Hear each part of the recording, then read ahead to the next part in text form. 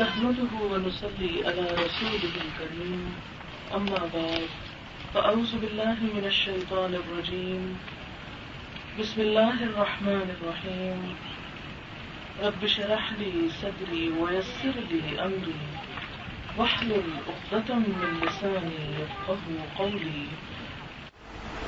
آج کا موضوع جیسا کہ آپ سب کو معلوم ہے خواتین کے حقوق اور فرائض دونوں چیزوں کے بارے میں ہے. سب سے پہلی بات تو یہ ہے کہ انسانی معاشرے میں بگاڑ جب پیدا ہوتا ہے تو اس کے پیچھے کچھ نہایت اہم اسباب ہوتے ہیں، اور جب تک وہ اسباب دور نہیں ہوتے اس وقت تک امن و سلامتی اور چین و اطمینان اور سکون و راحت پیدا ہو ہی نہیں سکتا. اس سے پہلے کہ میں حقوق اور فرائض کی بات کروں، دو نکات پر بات کروں گی. ایک تو یہ کہ انسان کی گمراہی کے اسباب کیا ہیں، اور دوسرا یہ کہ حقوق العباد کی اہمیت کیا ہے، کیونکہ آج کا موضوع جو ہے وہ حقوق العباد سے تعلق رکھتا ہے. گمراہی کا پہلا سبب یہ ہے کہ انسان اپنی نفس کی پیروی اور اپنی نفس کی خواہشات کے پیچھے چلتا ہے. وہ سمجھتا ہے کہ جو کچھ میں ہوں وہ کوئی اور نہیں، سب رعایتیں اور سب آرام اور سکون میرے ہی لیے ہو، میری ہی بات مانی جائے، اور وہ اپنے آپ کو سب سے بڑا سمجھتا ہے. اسی لیے آپ دیکھتے ہیں کہ اللہ سبحانہ و تعالی نے تکبر کو انتہائی ناپسندیدہ قرار دیا ہے اور فرمایا کہ جس شخص کے دل کے اندر رائی کے دانے کے برابر بھی تکبر ہوگا. اب رائی کا دانہ کتنی حقیر اور کتنی چھوٹی سی چیز ہے، وہ شخص جنت میں نہیں جائے گا. لیکن ہم اپنے عام رویے پر اگر غور کریں کہ ہم دوسروں کی چھوٹی چھوٹی بات پر اس قدر آپے سے باہر ہو جاتے ہیں، اس قدر برہم ہونے لگتے ہیں کہ تمام تر حقوق اور فرائض کو اسے پش ڈال دیتے ہیں. اور یہ پہلا نقطہ ہوتا ہے خرابی کا. یہاں سے خرابی کی ابتدا ہوتی ہے. جو شخص اللہ کی عظمت پر یقین رکھتا ہو، اللہ تعالیٰ کو بڑا سمجھتا ہو اور خود کو اس کا بندہ سمجھتا ہو، اور یہ سمجھے کہ اے اللہ میں تیرا تابع دار ہوں، تو نے جو احکامات مجھے دیے ہیں اپنے رسول صلی اللہ علیہ وسلم کی زبانی، میں ان پر یقین رکھتا ہوں، انہیں اپنے فائدے کی چیز سمجھتا ہوں اور اس پر ایمان لا کر ویسا ہی کرنا چاہتا ہوں جس سے تو راضی اور خوش ہو جائے. دوسری بات جو گمراہی کا سبب ہے وہ رسم و رواج ہے ہمارے. ہم ان کے ساتھ اس طرح بندھے ہوئے ہیں کہ انہیں برا سمجھتے ہوئے بھی ان سے جان نہیں چھڑاتے اور ان سے انکار نہیں کرتے. کچھ رسم و رواج ہم نے اپنے ارد گرد کی قوموں سے لیے، میری مراد ہے ہنود اور سکھوں وغیرہ سے. ہندوؤں اور سکھوں کے ہاں جو طریقے اور جو پرائرٹیز تھیں وہ ہم نے بھی اپنا لی، اور کچھ اسلام کی تعلیم حاصل کیے بغیر مہذب مغرب، اس کے تہذیب کے آج کل آپ آثار دیکھ رہے ہیں، اتنا مہذب ہے وہ معاشرہ.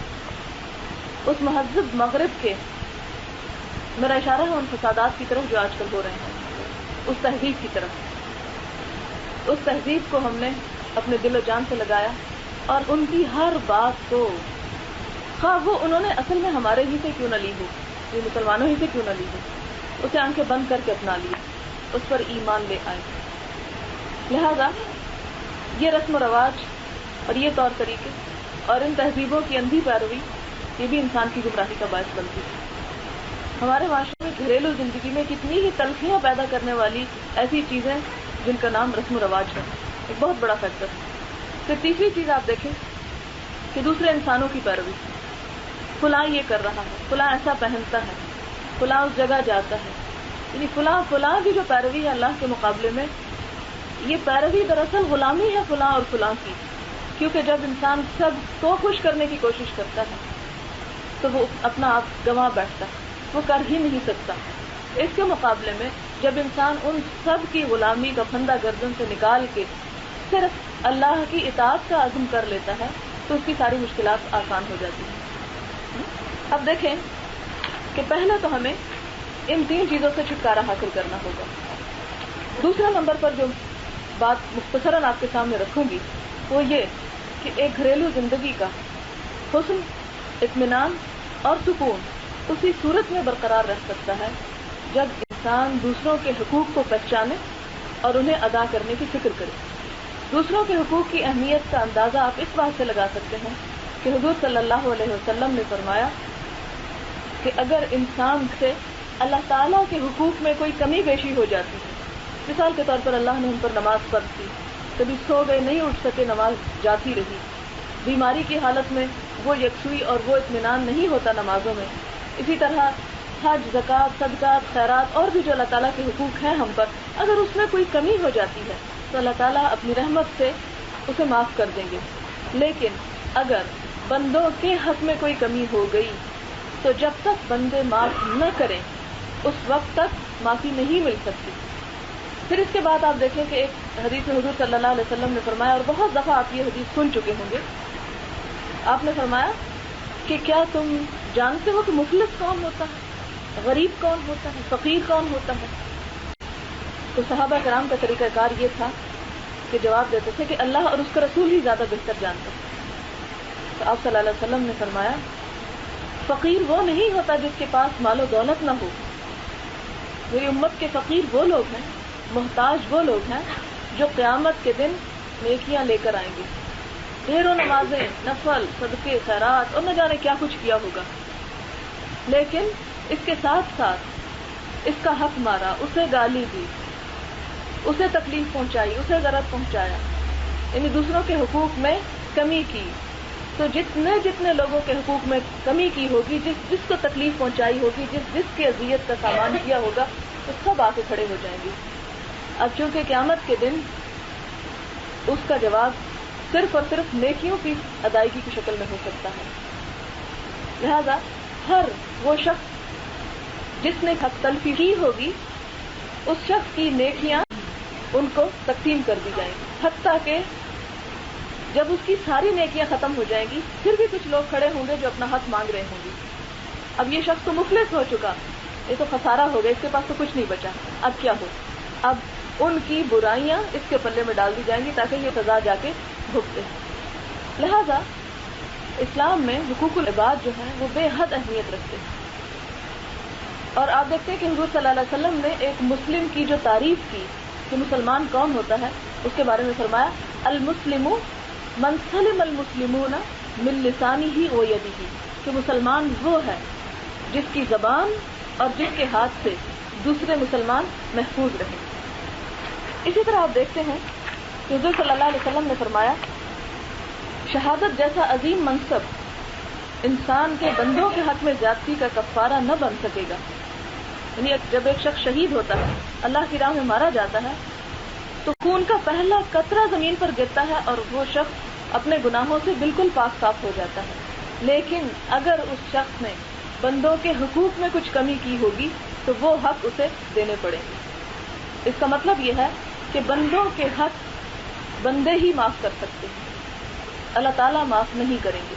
لہذا گھر کی زندگی میں ایک خاتون اپنی زندگی کو اور اپنے گھر والوں کی زندگی کو اور اپنے خاندان کو خوشگوار بنانے کے لیے، پرسکون بنانے کے لیے، اس کے لیے انتہائی ضروری ہے کہ وہ اپنے فرائض کو سمجھے اور ان حقوق کو ادا کرنے کی فکر کرے جو اللہ نے اس پر ڈال دیے ہیں.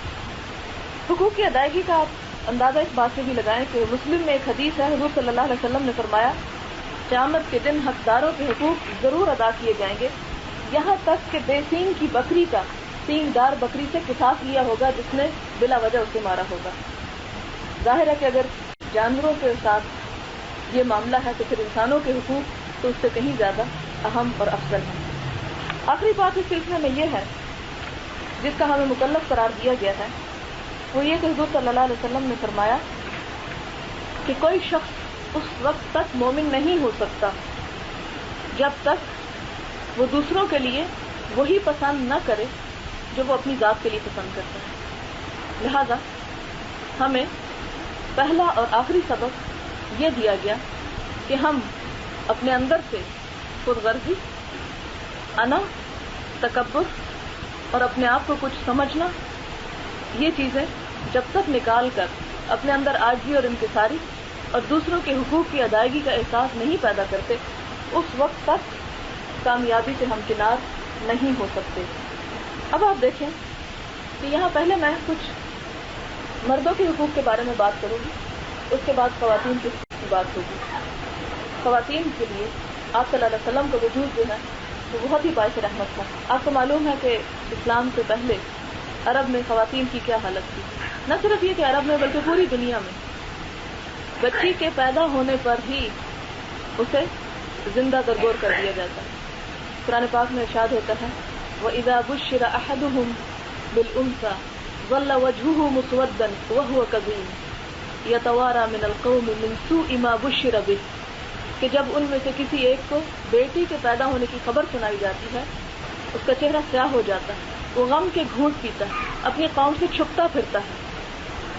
اور جیسا کہ ایک اور صورت میں فرمایا وَإِذَا الْمَوْءُودَةُ سُئِلَتْ، جب زندہ گاڑی ہوئی لڑکی پوچھی جائے گی بِأَيِّ ذَنبٍ قُتِلَتْ، کہ تو کس گناہ میں قتل کر دی گئی۔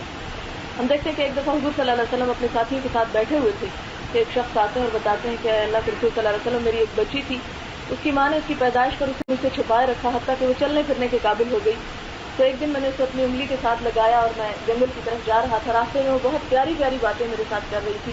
جنگل میں پہنچنے کے بعد میں نے ایک گڑھا کھودا اور وہ اس گڑھے کی مٹی نکال کر اپنے ننھے منھے ہاتھوں سے اسے باہر ڈال رہی تھی، اور میرے دل میں بھی اس کی محبت جو تھی وہ جاگ رہی تھی، لیکن اس کے باوجود اپنی قوم اور انسانوں کی طرف سے آئی ہوئی آر سے بچنے کے لیے میں نے اسے اپنے ہاتھوں سے اس گڑھے میں پھینکا اور اسے دفنا کے آ گیا، اور وہ مجھے ہائے ابا کہتی اور پکارتی رہتی تھی۔ تو جہاں پر انسانیت اپنی گمراہی کی انتہا کو پہنچ چکی تھی وہاں حضور صلی اللہ علیہ وسلم آتے ہیں اور خواتین کو ان کا مقام دلاتے ہیں، نہ صرف یہ کہ انہیں زندگی عطا کرتے ہیں بلکہ اس کے ساتھ ساتھ ان کے حقوق بھی برابری کے دیتے ہیں۔ دیکھیں کہ قرآن پاک میں بے شمار آیات ایسی ملتی ہیں جہاں پر مسلمان مردوں اور عورتوں کا اکٹھا ذکر ملتا ہے، جہاں پر دونوں کو برابر کا درجہ دیا گیا، یعنی ان میں جو فرق ہے وہ صرف ان کے اندر بایولوجیکل فرق ہے، ان کی تخلیق ان کی ساخت میں فرق ہے، جہاں تک حقوق کا تعلق ہے وہ ان کے حقوق برابر ہیں۔ اب دیکھیں ایک جگہ پر اللہ تعالیٰ فرماتے ہیں کہ تم میں سے جو بھی نیک کام کرے گا خواہ وہ مرد ہو یا عورت ہم اسے ایک پاکیزہ زندگی عطا کریں گے۔ اسی طرح ایک اور جگہ پر فرمایا کہ جو بھی نیک کام کرتا ہے خواہ وہ مرد ہو یا عورت اس کو اس کا پورا بدلہ دیا جائے گا، پوری اسے جزا دی جائے گی۔ لہذا جہاں تک جزا کا معاملہ ہے، جہاں تک حقوق کا معاملہ ہے وہ ان دونوں کو برابر دیے گئے۔ پھر آپ دیکھیں کہ جہاں پر سزائیں ہیں ان سزاؤں میں بھی دونوں کو برابر کا شریک قرار دیا گیا، جیسے آتا ہے زانی مرد ہو یا عورت ہو ان دونوں میں سے ہر ایک کو 100 کوڑے مارے جائیں۔ یہ حدود کی بات ہے، کیوں مارے جائیں اور اس کے پیچھے کیا فلسفہ ہے یہ ایک الگ ڈسکشن ہے جو کسی اور موقع پر انشاءاللہ ہوگی۔ فی الحال بتانے سے مقصود یہ کہ دونوں کے لیے برابر کی بات کی گئی۔ اب دیکھیں کہ مردوں کو جہاں پر عورتوں کے حقوق کا احساس دلایا گیا ان دونوں کی زندگی کو خوشگوار بنانے کے لیے، اس میں سب سے پہلی بات کیا تھی وَعَاشِرُوهُنَّ بِالْمَعْرُوفِ، کہ عورتوں کے ساتھ بہترین طریقے سے گزارا کرو، بھلے طریقے سے ان کے ساتھ پیش آؤ۔ اور اس کے بعد فرمایا کہ اگر تمہیں ان کی کوئی بات ناپسند ہے تو تم اس پر درگزر کرو، ہو سکتا ہے کہ اللہ نے اس میں خیر کثیر رکھا ہو۔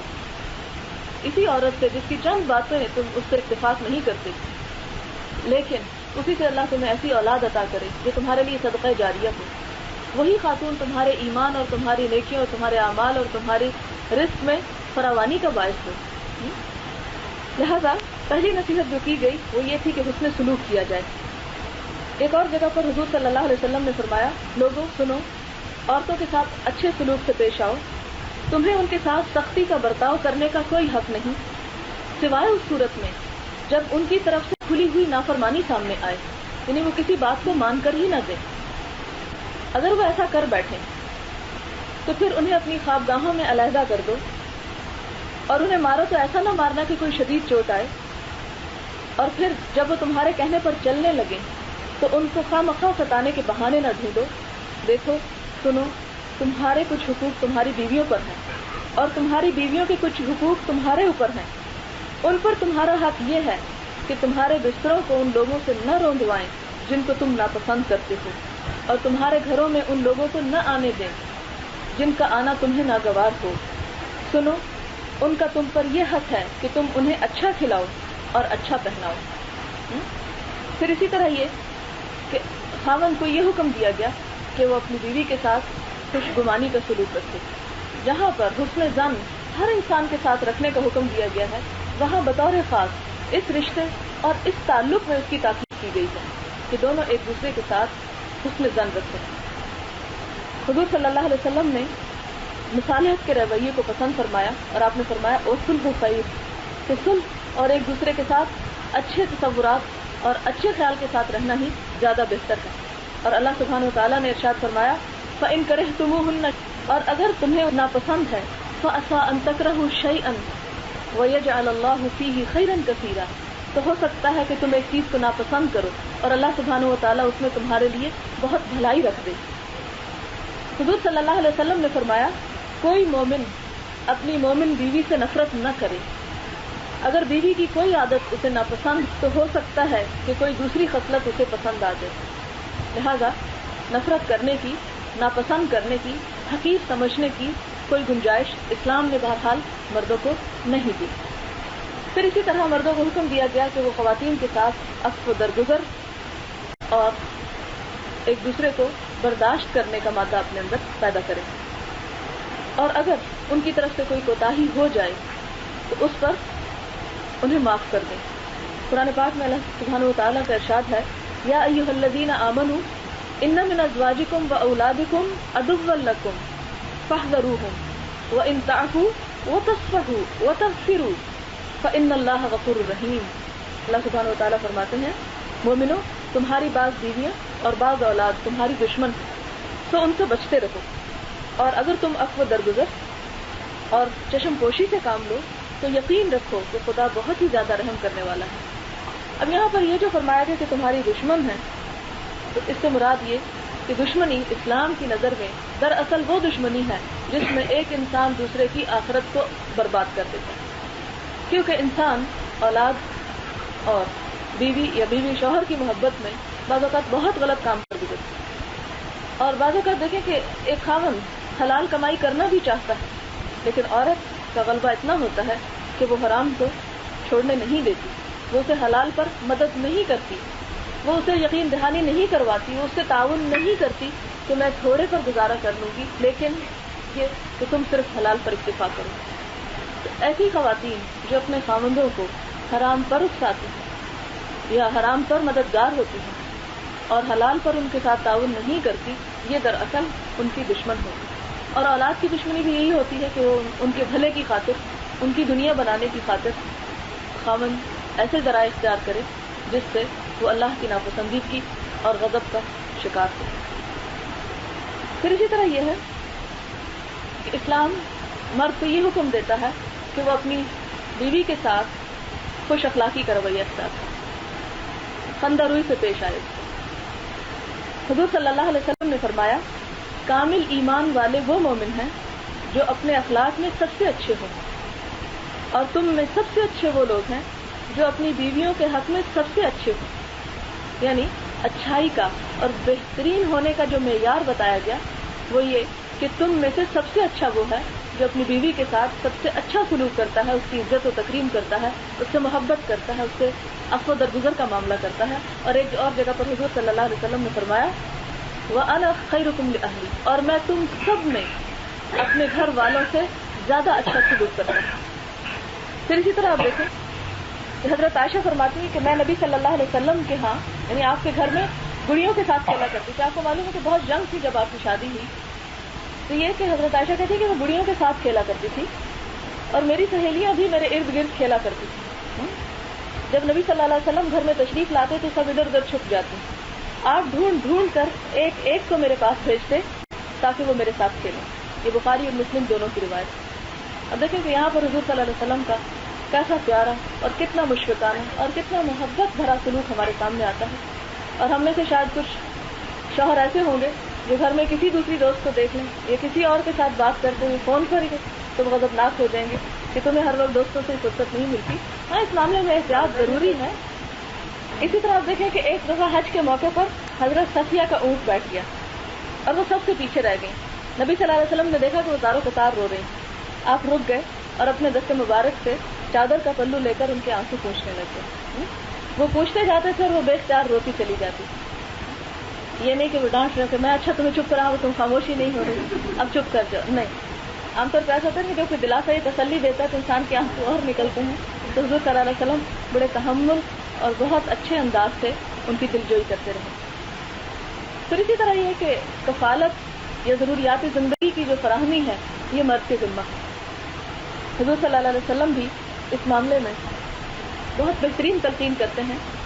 آپ صلی اللہ علیہ وسلم نے فرمایا, مسلم کی روایت ہے, 1 دینار وہ ہے جو تم اللہ کی راہ میں خرچ کرتے ہو, 1 دینار وہ ہے جس سے تم کسی غلام کو آزاد کرتے ہو, 1 دینار وہ ہے جو کسی فقیر کو صدقے میں دیتے ہو, 1 دینار وہ ہے جو تم نے اپنے گھر والوں پر صرف کیا.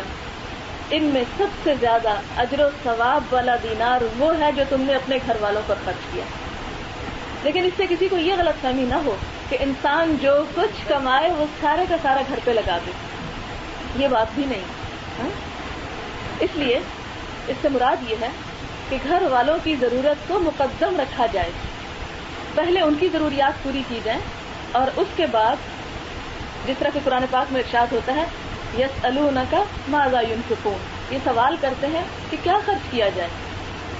اللہ تعالیٰ کیا جواب دیتے ہیں, قل العفو, جو ضرورت سے بچ جائے. تو مراد یہی ہے کہ پہلے گھر والوں کی ضروریات پوری کی جائیں اور اس کے بعد اگر انسان کے پاس اللہ کا دیا ہوا زیادہ ہے تو پھر اس کے بعد رشتہ داروں کا حق آتا ہے, پڑوسیوں کا حق آتا ہے, اللہ کی راہ میں خرچ کرنے کا حق آتا ہے, باقی دیگر جہاں جہاں جتنی ضرورت ہوگی اس کے حساب سے. انسان وقت کی ضرورت کو سمجھتے ہوئے کہ یہ شخص اس وقت میری مدد کا زیادہ محتاج ہے اور اس وقت اس کے بعض اوقات یہ بھی ہوتا ہے کہ گھر والوں کا پیٹ کاٹ کر بھی دینا پڑتا ہے, تو ایسے موقع پر بھی ایک خاتون خانہ کا جب تک تعاون نہ ہو شوہر کچھ نہیں کر سکتا. آپ کو یاد ہے کہ ایک دفعہ حضور صلی اللہ علیہ وسلم کے پاس کچھ مہمان ہو گئے. آپ صلی اللہ علیہ وسلم کا طریقہ کار یہ تھا کہ جب بھی کچھ مہمان آتے تو صحابہ کرام جو تھے وہ ان میں سے جو شخص مناسب سمجھتا انہیں اپنے گھر میں لے جاتا. ظاہر کوئی ایسا بڑا وہاں پر سینٹر تو نہیں تھا, ایک چھوٹی سی مسجد تھی جہاں پر اتنے کمرے اور اتنی اکوموڈیشن نہیں تھی کہ وہ سب کو وہاں ٹھہرایا جا سکے. اور آپ کو معلوم ہے کہ جو اسلام پھیلتا گیا مختلف قبائل سے وفدوں کی شکل میں لوگ حضور صلی اللہ علیہ وسلم کی خدمت میں حاضر ہوتے. کوئی 1 مہینہ ٹھہرتا, کوئی 1 ہفتہ ٹھہرتا, کوئی چند دن ٹھہرتا, اور آپ صلی اللہ علیہ وسلم سے وہ تعلیمات سیکھنے کے بعد اپنے اپنے دیش کو, اپنے اپنے شہروں کو واپس لوٹتے اور وہاں جا کر اپنے کنبے قبیلے کو اور اپنے گھر شہر والوں کو وہ تعلیمات جو تھے وہ سکھاتے تھے, اور اس طرح اسلام کی تعلیم دور دور تک پھیلی. ایک دفعہ کا ذکر ہے کہ حضور صلی اللہ علیہ وسلم کے پاس کچھ مہمان آئے. ان مہمانوں کے آنے پر آپ صلی اللہ علیہ وسلم نے یہ درخواست کی کہ انہیں کوئی نہ کوئی ضیافت کے لیے اپنے گھر لے جائے. آپ صلی اللہ علیہ وسلم کے گھر میں بھی اس وقت کچھ نہیں تھا, آپ کے قریبی ساتھیوں کے گھر میں بھی اس وقت کچھ نہیں تھا. اتنے میں ایک صحابی کہتے ہیں کہ اللہ کے رسول صلی اللہ علیہ وسلم میں انہیں لے جاتا ہوں. گھر لے آتے ہیں تو اپنی بیوی سے پوچھتے ہیں کہ کتنا کھانا ہے. وہ بتاتے ہیں کہ اتنا ہے کہ جس سے یا ہم خود کھا سکتے ہیں اور بچے کھا سکتے ہیں یا ان مہمانوں کو دیا جا سکتا ہے. تو انہوں نے لیمپ بجھا دیا اور کہا کہ اس طرح ساتھ بیٹھ جاتے ہیں کہ یہ انہیں محسوس نہ ہو کہ ہم کھا نہیں رہے, ہم ان کے ساتھ شریک ہو جاتے ہیں لیکن کھانا ان کے لیے بچا دیتے ہیں تاکہ یہ پیٹ بھر کے کھا لیں. تو صبح وہ جب مسجد نبی میں تشریف لاتے ہیں تو حضور صلی اللہ علیہ وسلم انہیں خوشخبری دیتے ہیں کہ اللہ تعالیٰ نے آپ کے بارے میں ایک آیت نازل کی ہے, اور وہ آیت کیا ہے, وَيُؤْثِرُونَ عَلَىٰ أَنفُسِهِمْ وَلَوْ كَانَ بِهِمْ خَصَاصَةٌ, کہ ایمان والے وہ لوگ ہوتے ہیں جو دوسروں کو اپنے آپ پر ترجیح دیتے ہیں. وَلَوْ كَانَ بِهِمْ خَصَاصَةٌ, ہاں وہ کتنے ہی خود ضرورت مند کیوں نہ ہو. لہذا اپنی ضرورت کو کاٹ کر بعض اوقات اور اپنے آپ کو بھوکا رکھ کے بھی اور اپنے آپ کو تکلیف میں رکھ کے بھی دوسرے کے آرام و آسائش کا خیال کرنا, یہ اللہ کے قریب کرنے والی باتوں میں سے ہے اور اللہ کی محبت کا باعث ہے. پھر آپ دیکھیں کہ گھر والوں کی تعلیم و تربیت کا انتظام کرنا جو ہے یہ بھی مرد پر فرض ہے, کیونکہ قرآن پاک میں اللہ تعالیٰ ارشاد فرماتے ہیں, یا ایھا الذین آمنوا قوا انفسکم واہلیکم نارا, اے لوگوں جو ایمان لائے ہو اپنے آپ کو اور اپنے گھر والوں کو جہنم کی آگ سے بچاؤ. اگرچہ ایمان والوں میں خواتین بھی شامل ہیں جو ذمہ دار ہیں اس بات کی کہ وہ اپنے بچوں کی تربیت اور اپنے ارد گرد نوکروں کی اور دوسرے تیسرے جو بھی اس کی رعایا میں شامل ہیں اس کا انتظام کرے, لیکن بطریق اولیٰ یہ مرد پر فرض ہے کہ اپنے گھر والوں کی دینی تعلیم و تربیت کا بندوبست کرے. اسی طرح آپ دیکھیں کہ حضور صلی اللہ علیہ وسلم نے فرمایا کہ رات کے وقت جب کوئی مرد اپنی بیوی کو جگاتا ہے اور دونوں مل کر 2 رکعت نماز پڑھتے ہیں تو شوہر کا نام ذکر کرنے والوں میں لکھ لیا جاتا ہے اور بیوی کا نام ذکر کرنے والیوں میں لکھ لیا جاتا ہے, جس کا سورۃ الاحزاب میں ارشاد فرمایا اللہ تعالیٰ نے, وَالذَّاكِرِينَ اللَّهَ كَثِيرًا وَالذَّاكِرَاتِ, کہ اللہ کے پسندیدہ بندے کون ہیں؟ جو اللہ کا بہت کثرت کے ساتھ ذکر کرتے ہیں، اور وہ عورتیں جو اللہ کو کثرت کے ساتھ یاد کرتی ہیں. تو ایسے لوگ جو رات کو اٹھ کر اللہ کے ہاں سر بسجود ہوتے ہیں، ان کا نام اللہ تعالیٰ اپنے ان خاص بندوں کے ناموں میں شامل کر لیتا ہے جن کے ساتھ وہ قیامت کے دن بہت ہی خاص قسم کا معاملہ کرے گا، بہت ہی VIP ٹریٹمنٹ دے گا. پھر اسی طرح آپ دیکھیں کہ اب خواتین کے کیا فرائض ہیں. یہ تو اب تک ہم نے دیکھے کہ مردوں پر یہ چیزیں فرض ہیں، انہیں یہ اور یہ کرنا ہے. اب دیکھتے ہیں کہ ہمیں کیا کرنا ہے. اس لیے کہ جب تک ہر شخص اپنی جگہ پر اپنے فرض کو ادا کرنے کا احساس اپنے اندر نہیں پیدا کرتا، اس وقت تک وہ حقوق لے ہی نہیں سکتا. لہذا اس میں شاید کچھ باتیں ایسی بھی ہوں جو آپ کو بڑی ناگوار گزریں، اس پر آپ کا دل بھی تنگ ہو کہ نہیں، یہ نہیں ہو سکتا. لیکن پھر یہی بات آ جاتی ہے کہ اسلام نام ہے اطاعت کا، تابع داری کا، سر تسلیم خم کر لینے کا.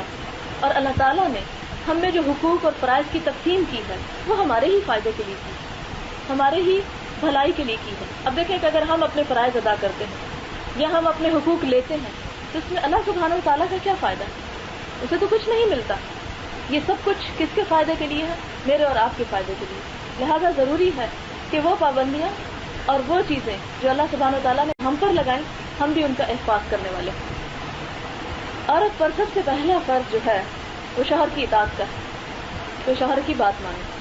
اب اطاعت میں معروف پر اطاعت، نیکی پر اطاعت، شر پر نہیں. اس لیے کہ اللہ سبحانہ و تعالیٰ ایک جگہ پر ارشاد فرماتے ہیں تعاونوا علی البر والتقوی ولا تعاونوا علی الاثم والعدوان، کہ نیکی اور تقوی کے کاموں میں ایک دوسرے کی مدد کرو، شر، زیادتی اور ظلم پر ایک دوسرے کے مددگار نہ بنو. لہذا ایک تو یہ بات ہمیں اپنے ذہن میں رکھنی ہے. دوسری بات یہ کہ حضور صلی اللہ علیہ وسلم نے فرمایا کہ لا طاعۃ المخلوق فی معصیۃ الخالق، جہاں خالق کی اطاعت ہے وہاں مخلوق کی اطاعت نہیں ہو سکتی. یعنی مخلوق کی بات ماننے میں خالق کی نافرمانی نہیں کی جا سکتی. اب یہاں پر دیکھیں کہ اللہ تعالیٰ نے مسلمان عورتوں کی جو صفت بیان فرمائی وہ ہے فالصالحات قانتات، کہ صالح عورتیں، نیک عورتیں اطاعت گزار ہوتی ہیں، تابع دار ہوتی ہیں. مثال کے طور پر عورت جاب نہیں کر سکتی اس وقت تک جب تک اس کا شوہر اسے اجازت نہ دے. اور یہ دراصل اجازت والی بات نہیں ہوتی، یہ دوسرے معنوں میں مشاورت ہے. کہ اگر ایک شوہر یہ سمجھتا ہے کہ ایک عورت کے باہر جانے سے گھر کا نظام متاثر ہو رہا ہے، بچوں کی تربیت صحیح طور پر نہیں ہو رہی، گھر میں سکون کی بجائے ہر وقت تھکاوٹ کے آثار ہیں چہرے پر، اور گھر کا سارا سکون برباد ہو رہا ہے، تو اس صورت میں اگر عورت وہ نکلتی ہے تو وہ اس کی طرف سے نافرمانی ہوگی، اور اس کا یہ کام جو ہے وہ اللہ کی نظر میں ناپسندیدہ ہوگا. پھر اسی طرح عورت پر جو فرض عائد ہوتا ہے وہ یہ ہے کہ اپنی آبرو اور عزت و عصمت کی حفاظت کرے. کیونکہ حضور صلی اللہ علیہ وسلم نے فرمایا عورت جب 5 وقت کی نماز پڑھے، اپنی آبرو کی حفاظت کرے، اپنے شوہر کی فرما بردار رہے، تو جنت کے جس دروازے سے چاہے اندر داخل ہو جائے. یعنی عورت کے یہ کام جو ہے کہیں زیادہ بھاری ہیں ان ساری سرگرمیوں سے جو شوہر باہر سر انجام دیتے رہتے ہیں. اسی طرح شوہر کی اجازت اور مرضی کے بغیر دوستوں کو ملنا، حتیٰ کہ اپنے رشتہ داروں کو ملنا جو ہے وہ بھی درست نہیں. اس میں یہ نہیں کہ شوہر اگر قطع رحمی کا حکم دے رہا ہے تو اس کی تو بہرحال ہمیں اطاعت نہیں کرنی. مثال کے طور پر شوہر یہ کہتا ہے کہ اپنے والدین سے ملنا ختم کر دے، یا اپنے بہن بھائیوں سے تعلق کاٹ لے، یا اسی طرح کوئی اور غلط قسم کا مشورہ دیتا ہے، تو وہ اطاعت تو نہیں ہوگی، لیکن اس میں متکبرانہ رویہ بھی نہیں ہوگا.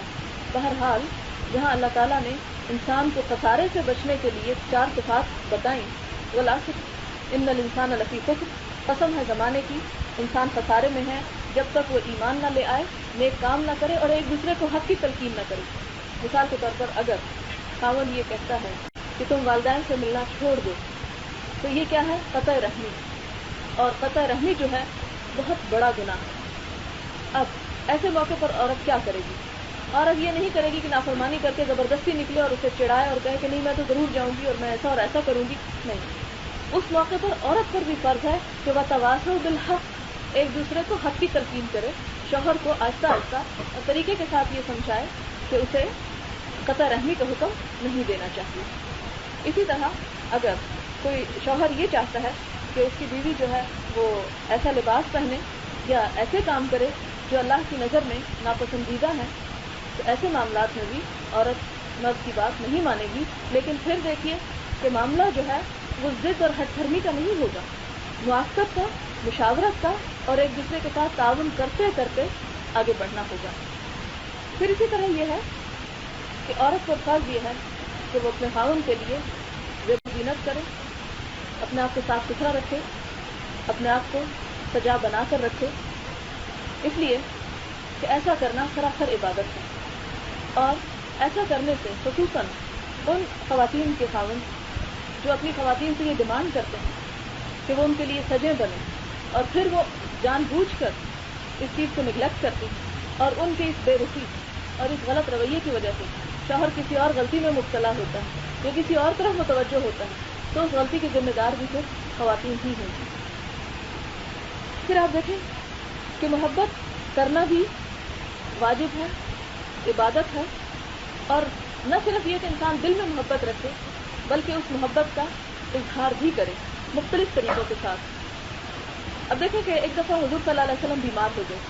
حضرت صفیہ جو آپ کی وائف تھی، انہوں نے آپ کو دیکھا تو ایک دم کڑک اٹھی اور کہنے لگی کہ ہائے آپ کی جگہ میں بیمار ہو جاتی اور آپ بیمار نہ ہوتے. یہ صرف ایک مثال ہے محبت کے اظہار کا کوئی نہ کوئی طریقہ، کسی بھی طریقے سے، کسی بھی اپنی بات کے ذریعے، اپنے رویے کے ذریعے. اس کا نتیجہ کیا ہوتا ہے کہ نتیجے میں جب شوہر کا دل خوش ہوتا ہے تو وہ جواباً اپنی بیوی کو خوش کرنے کے لیے ہر طرح کی قربانی کرتا ہے اور ہر طرح سے اس کے آرام و آسائش کا کچھ خیال رکھتا ہے. اب ہوا یہ کہ نبی صلی اللہ علیہ وسلم کی دوسری بیویوں نے بڑا اظہار تعجب کیا. حضور صلی اللہ علیہ وسلم نے جب یہ سنا کہ وہ حضرت صفیہ کے بارے میں عجیب طرح سے سوچ رہی ہیں، تو آپ صلی اللہ علیہ وسلم فرمایا کہ یہ دکھاوا نہیں کر رہی، یہ سچ کہہ رہی ہے. پھر اسی طرح یہ ہے کہ شوہر کا احسان مند بھی ہونا چاہیے، شکر گزار بھی ہونا چاہیے ان تمام نیکیوں اور ان تمام احسانات کے صلے میں جو وہ اپنی دن بھر کی محنت اور کمائی کر کے آپ کی جھولی میں لا ڈالتا ہے، یا آپ کے آرام کا، آپ کے سکون کا، آپ کی آسائش کا، آپ کی ضروریات کا جو خیال کرتا ہے. تو اس میں انسان کو صرف یہ نہیں سمجھنا چاہیے کہ یہ تو کیونکہ اس کا فرض ہے اس لیے ہم پر کون سا احسان ہے. نہیں، اس کی محنت آپ کے لیے بہرحال احسان کا درجہ رکھتی ہے. حضور صلی اللہ علیہ وسلم نے فرمایا قیامت کے دن اللہ تعالیٰ اس عورت کی طرف نظر اٹھا کر بھی نہیں دیکھیں گے جو شوہر کی ناشکر گزار ہوگی. اور ناشکری کیا ہوتی ہے کہ حضور صلی اللہ علیہ وسلم نے فرمایا کہ ایک عورت اپنے ماں باپ کے گھر میں دنوں بیٹھی رہتی ہے، پھر اللہ اس کو شوہر عطا فرماتا ہے، پھر اسے اولاد سے نوازتا ہے، اور ان تمام احسانات کے باوجود اگر کسی بات پر وہ شوہر سے خفا ہوتی ہے تو کہہ اٹھتی ہے میں نے تمہاری طرف سے کبھی کوئی بھلائی نہیں دیکھی. یہ جملہ ادا کرنا جو ہے یہ سراسر ناشکری ہے. اسی طرح یہ ہے کہ خاوند کی خدمت کرنا جو ہے اگر جو عورت پر فرض نہیں ہے، یہ ایک بات یاد رکھیے کہ فرض نہیں ہے لیکن بہت باعث اجر ہے. مثال کے طور پر کھانا پکانا، کپڑے دھونا، گھر کے کام کاج عورت پر فرض نہیں. اگر کوئی خاتون یہ کام نہیں کرتی تو قانون اس سے اس خاوند کو یہ حق نہیں دلوا سکتا. اسلامی قانون عورت کو مجبور نہیں کرتا کہ وہ ضرور یہ کام کرے، لیکن اگر کوئی خاتون یہ سب کچھ کرتی ہے تو یہ سراسر اس کی طرف سے احسان ہے اور اس پر وہ برابر اجر کی مستحق ہوگی. اب دیکھیں کہ نہ صرف یہ کہ گھر کے کام کاج بلکہ حضرت عائشہ اپنے ہاتھ سے حضور صلی اللہ علیہ وسلم کے کپڑے دھوتی، آپ صلی اللہ علیہ وسلم کے سر میں تیل لگاتی، آپ کا کنگھا کرتی، خوشبو لگاتی، اور یہی حال دوسری صحابی خواتین کا بھی تھا. اب اس میں صرف یہ نہیں کہ عورت ہی ہمیشہ احسان کا رویہ رکھے بلکہ مرد پر بھی بطریق اولا یہ فرض قرار دیا گیا، بلکہ قرآن پاک میں حکم دیا گیا کہ وہ عاشروہن بالمعروف، ان سے اچھے طریقے سے معاملہ کرو اور بہت بہترین طریقے سے ان کے ساتھ گزر بسر کرو. اور اس میں وہ تمام چیزیں آ سکتی ہیں جو تعلقات کو آپس میں خوشگوار بناتی ہیں. عام طور پر ہم سمجھتے ہیں کہ تحفے تحائف جو ہیں یہ بالکل باہر کے لوگوں کے لیے، حالانکہ شوہر اور بیوی میں حضور صلی اللہ علیہ وسلم نے محبت کو بڑھانے کا جو طریقہ بتایا وہ یہ کہ تحادو تحابو، ایک دوسرے کو ہدیہ دیا کرو تو اس سے آپس میں محبت بڑھتی ہے. تو وہ ہدیہ شوہر کے لیے بھی ہو سکتا ہے اور شوہر کا بیوی کے لیے بھی ہو سکتا ہے. اسی طرح یہ کہ عورت پر ایک اور فرض یہ عائد ہوتا ہے کہ شوہر کے گھر، مال اور جو وہ تمام چیزیں اس کی حفاظت میں یا اس کی ذمہ داری میں دیتا ہے ان کی پوری طرح حفاظت کرے. یہ نہیں کہ اگر شوہر نہیں ہے تو پنکھے چل رہے ہیں، گھر کے پانی بہہ رہا ہے اور اسی طرح ضائع ہو رہا ہے تو ہوتا رہے اور انسان کسی چیز کی کیئر نہ کرے. نہیں، یہ سب کچھ کیا ہے؟ امانت ہے. نہ صرف یہ کہ شوہر کی، قوم کی، بلکہ اللہ تعالیٰ کی طرف سے یہ تمام نعمتیں جو ہیں یہ استعمال کے لیے تو ضرور ہیں لیکن ضائع کرنے کے لیے نہیں ہیں. حضور صلی اللہ علیہ وسلم نے قریش کی عورتوں کی تعریف کرتے ہوئے فرمایا، قریش کی عورتیں کیا ہی خوب عورتیں ہیں، بچوں پر نہایت مہربان ہیں اور شوہر کے گھر بار کی انتہائی حفاظت کرنے والی ہیں. حضور صلی اللہ علیہ وسلم نے نیک بیوی کی خوبیاں بیان کرتے ہوئے فرمایا، مومن کے لیے خوف خدا کے بعد سب سے زیادہ مفید اور باعث خیر نعمت نیک بیوی ہے. اور نیک بیوی کون ہوتی ہے؟ جب خاوند اسے کسی کام کے لیے کہے تو وہ خوش دلی کے ساتھ اس کام کو سر انجام دے. جب وہ اس پر نگاہ ڈالے تو عورت اسے خوش کر دے، یعنی ظاہری سج دھج یا بناوٹ جو ہے وہ اس طرح کی بنا کر رکھے جو شوہر کو پسند آئے، یعنی شوہر اسے دیکھے تو خوش ہو. اور جب بیوی کے بھروسے پر کسی سے کوئی عہد کر بیٹھے یا قسم کھا بیٹھے تو وہ اس کی قسم اور اس عہد کو پورا کر دے. وہ یہ نہ کہے کہ مجھ سے پوچھا تھا، مجھ سے پوچھے بغیر ہی اپائنٹمنٹ کر کے آگے، بس میں نہیں جا سکتی، میں نہیں یہ کر سکتی. نہیں، اگر وہ کسی جائز بات میں اس پہ بھروسہ کرتے ہوئے کہ نہیں میری بیوی بہت اچھی ہے، وہ میری بات مان لیتی ہے اور کسی سے کوئی بھی پرومس کر لیتا ہے، تو ایک اچھی عورت کی صفت یہ ہے کہ اس عہد کو اسے پورا کرنے میں مدد دے. پھر اسی طرح یہ کہ جب وہ کہیں چلا جائے تو وہ اس کے پیچھے اپنی عزت و آبرو کی حفاظت کرے اور شوہر کے مال و اسباب کی نگرانی میں شوہر کی خیر خواہ اور وفادار رہے، یعنی اسے ضائع نہ کرے. اسی طرح یہ ہے کہ جیسے کہ پہلے بھی زیب و زینت کا ذکر ہوا، آخر میں پھر میں صفائی اور سلیقہ کے بارے میں تھوڑی سی بات کرتی ہوں کہ عام طور پہ ہم لوگوں کا تصور یہ ہے کہ تقویٰ یہ کہ انسان گندا رہے، گھر الجھا ہوا ہے، گندا ہے، برتن بکھرے ہوئے ہیں، گرد جمی ہوئی ہے ہر جگہ پر، اور اس چیز کو انسان سمجھے کہ تقویٰ ہے، یہ نیکی ہے. اسلام میں ایسے کسی تقویٰ کا ذکر کہیں نہیں ملتا. ایک عورت پر نہ صرف یہ ذمہ داری عائد ہوتی ہے کہ وہ اپنے آپ کو سجا بنا کر رکھے بلکہ اپنے گھر کا بھی صحیح طور پر سلیقہ اور انتظام کرتی رہے. تو حقیقت یہ ہے کہ جو کچھ بھی وہ کرتی ہے اپنی حدود اور اپنے اوقات کو سامنے رکھ کر، اپنے وسائل کو سامنے رکھ کر، تو یہ تمام تر اس کے لیے عبادت ہے. اب آپ کے لیے میدان کھلا ہے، اگر آپ اسے کوئی کوشچن کرنا چاہیں. ابھی آپ نے کہا نہیں کہ عورتوں پہ گھر کا کام پڑ گیا، جی، وہ تو گدی پہ چڑھ کے بیٹھ جائیں گے، وہ کیوں کریں گے جب اللہ کی طرف سے کوئی ان پہ پابندی نہیں. لیکن میاں بیچارہ کو ان کا دہل بن بن کے کما کے لائے، بیوی آگے سے کچھ بھی نہ کرے، یہ ہے کہ کیسا ذمہ داری ہوتی ہے. آپ نے اچھا سوال کیا ہے کہ پھر عورت کس لیے ہے؟ ہاں، اگر اس کے اوپر کام کرنا فرض نہیں تو بات یہاں پر فرض کی ہو رہی ہے. ٹھیک ہے کہ ایک چیز ہوتی ہے فرض اور ایک ہوتا ہے احسان. ہاں، اب یہ ہے کہ جب بھی گھر بنتا ہے تو وہ دونوں طرف کی برابر کوششوں سے ہی بن سکتا ہے. اب ایک عورت اگر بیمار ہے یا وہ نہیں کر پاتی یا اس کی کوئی بھی اور مجبوری ہے، اس کے بچے اس طرح چھوٹے ہیں، اس کے اوپر ذمہ داری ہے، تو ایسی صورت میں اگر کوئی شوہر اس بات پر ناراض ہوتا ہے یا اس بات پر اسے اپنے سے الگ کرنا چاہتا ہے یا اس بات پر اس سے خفا ہے کہ تم گھر کے کام نہیں کرتی ہو، تو وہ اس سے کسی بھی قانون یا کسی بھی زبردستی سے اس سے نہیں لے سکتا. خاوند کا یہ بھی فرض ہے کہ وہ اسے نوکر چاکر بھی فراہم کرے، لیکن جو شوہر نہیں کر سکتا فراہم، اس صورت میں بیوی پر تعاون جو ہے وہ عائد ہوتا ہے، اسے کرنا ہے. اور اس میں دیکھیں کہ اب جیسے کہ پہلے بھی آپ کے ساتھ یہ بات ہوئی کہ ایک عورت جب گھر کا کھانا پکاتی ہے تو وہ یہ سمجھے کہ وہ جنت میں جانے والے کاموں میں سے ایک کام کر رہی ہے، کیونکہ حضور صلی اللہ علیہ وسلم نے فرمایا کہ جو بھوکے کو کھانا کھلاتا ہے وہ جنت کی راہیں ہموار کرتا ہے. گھر میں بچے ہیں، شوہر ہے، رشتہ دار ہیں، وہ تمام کے تمام بھوکے گھر آتے ہیں دفتروں سے یا کاموں سے واپس لوٹتے ہیں، اور گھر میں خاتون سے نہیں میں تو پکا نہیں سکتی یا میں نہیں پکاتی، تو اس صورت میں ایک ہوتی قانون کی پکڑ، قانون اسے نہیں پکڑ سکتا. لیکن اگر وہ کرتی ہے یہ کام تو وہ اپنے لیے آخرت سمیٹ رہی ہے. عورت پر کیا فرض ہے؟ عورت پر جو فرض ہے وہ یہ کہ وہ خاوند کی اطاعت کرے. اگر وہ نہیں کرتی تو اس بنیاد پر وہ اس سے ناراض ہو سکتا ہے. اور یہ اطاعت جو ہے یہ صرف عام زندگی کے کاموں میں نہیں، بلکہ خاوند اگر اسے اپنی ضرورت کے لیے بلاتا ہے، یعنی اپنے بستر پر اس کو بلاتا ہے، عورت جو ہے وہ انکار کرتی ہے، تو حضور صلی اللہ علیہ وسلم نے فرمایا، یعنی بخاری کی روایت ہے کہ اگر خاوند नाखुश होकर और खफा होकर उससे सो जाता है तो तमाम रात फरिश्ते जो हैं उस औरत पर लानत करते रहते हैं। दूसरी तरफ खावंद को भी ये हुक्म दिया गया कि वो औरत की बीमारी, उसकी सेहत, उसकी मसरूफियत और इन चीज़ों का एहतराम करे। ये सूरत क्यों पैदा होती है? औरत आमतौर पर इनकार के जरिए कुछ मुतालबात अपने मनवाती है। मुझे ये चाहिए, ये बात होगी तो ये होगा, फलां काम होगा, तो ये इसको मशरूत ना करें। जी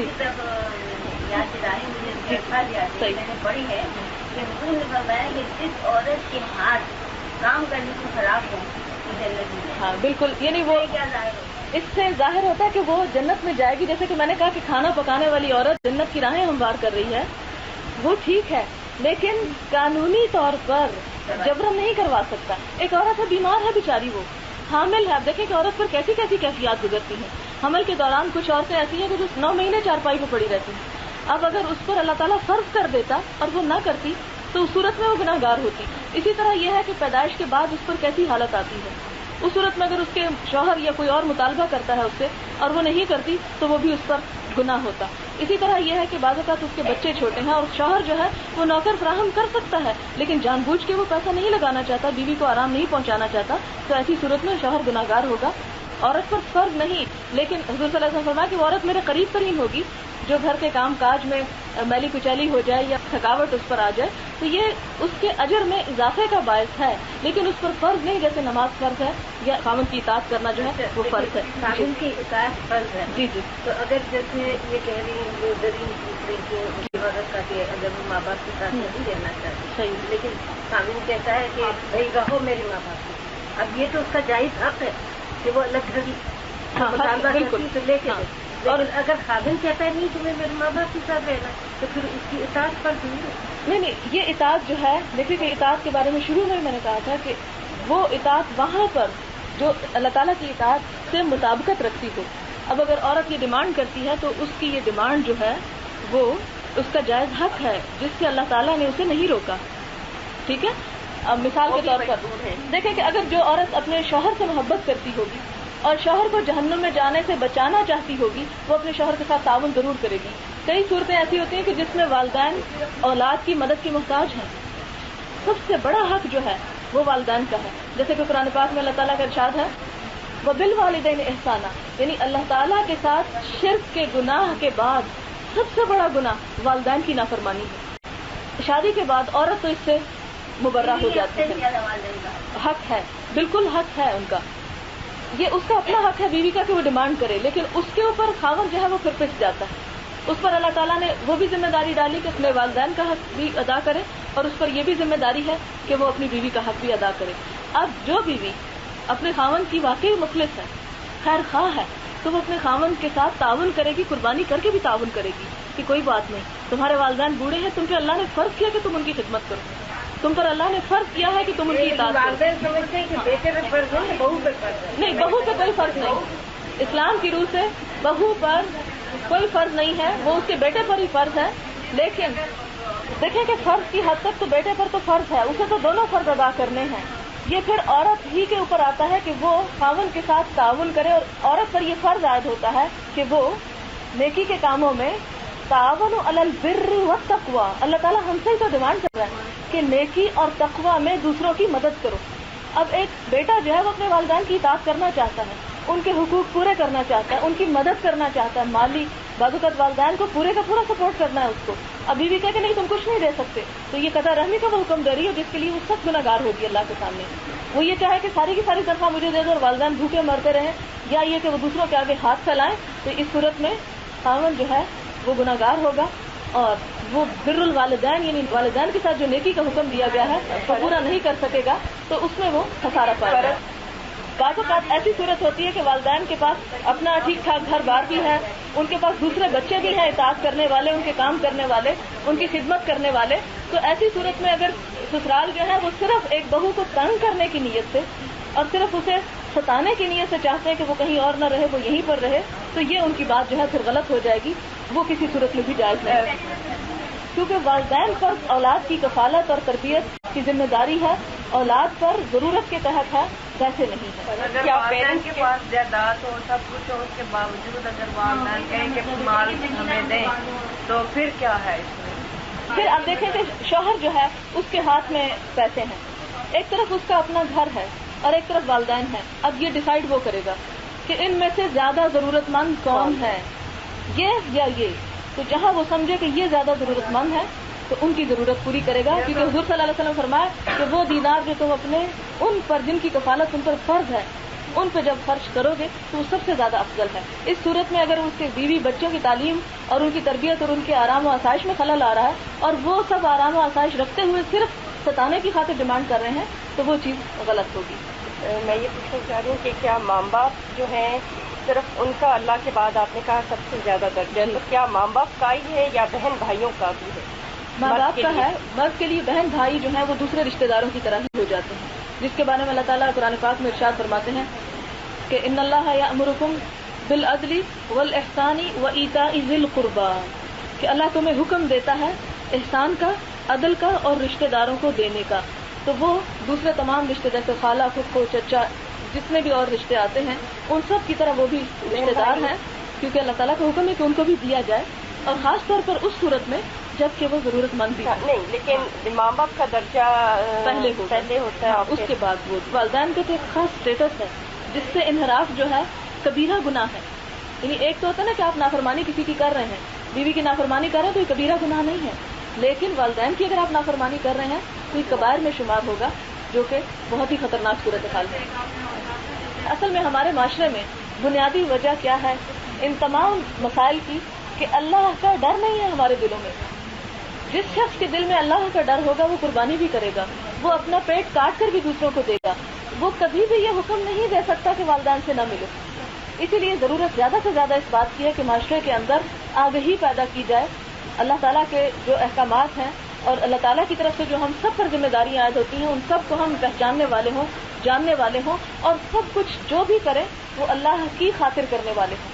اب دیکھیں کہ بعض اوقات ایسا ہوتا ہے کہ آپ کو شوہر آپ کے ساتھ بہت زیادتی کرتا ہے اور آپ کا ایک ذرا برابر دل نہیں چاہتا جواباً احسان کرنے کو, لیکن آپ پھر بھی احسان کرتے ہیں. آخر کیوں؟ اس لیے کہ مجھے اس شخص کے ساتھ احسان نہیں کرنا, مجھے تو اپنے اللہ کے سامنے اچھا بننا ہے اور مجھے اس کی محبت چاہیے, اور اس کی محبت میں میں سب کچھ کرنے کو تیار ہوں. اگر انسان کے اندر یہ جذبہ پیدا ہو تو حالات کتنے بھی خراب ہوں وہ اللہ کے فضل و کرم سے ضرور بہتر ہو جائیں گے. یعنی دوسرا کتنی بھی زیادتی کر جائے, کیونکہ بعض اوقات ادھر سے ہو جاتی ہے, بعض اوقات ہم سے ہو جاتی ہے. جیسے کہ میں نے شروع میں بات کی کہ انا کا مسئلہ نہ بنائے کسی چیز کو, یہ جانتے ہوئے بھی کہ زیادتی پر ہے دوسرا شخص. جیسا کہ آپ نے حدیث میں پڑھا ہوگا کہ جو شخص حق پر ہوتے ہوئے جھگڑا چھوڑ دے, اپنے حق سے دستبردار ہو جائے, تو اللہ تعالیٰ جنت کے کناروں پر اس کا گھر بنائیں گے. اور اسی طرح یہ ہے کہ یہ رشتہ اور یہ تعلق قربانی کے بغیر خوشگوار ہو ہی نہیں سکتا. اس میں انسان صرف لینے والا نہیں ہوتا بلکہ دینے والا زیادہ ہوتا ہے. اگر آپ میری صرف یہ بات یاد رکھیں کہ جتنا آپ دینے والی ہوں گی, اپنے فرائض کو ادا کرنے والی ہوں گی, اتنی ہی آپ خوش قسمت بن جائیں گی. اس کا صرف ایک جملے میں خلاصہ کروں گی کہ اپنے فرائض کو حقوق کی طلب کے بغیر اور حقوق کے چھیننے کے جذبے کے بغیر دینے کا جذبہ لے کر ادا کرنے کی نیت سے آپ آگے بڑھیں تو انشاءاللہ تعالی تمام مسائل حل ہوں گے. سبحانك اللهم وبحمدك نشهد ان لا اله الا انت نستغفرك ونتوب اليك والسلام عليكم ورحمة الله وبركاته.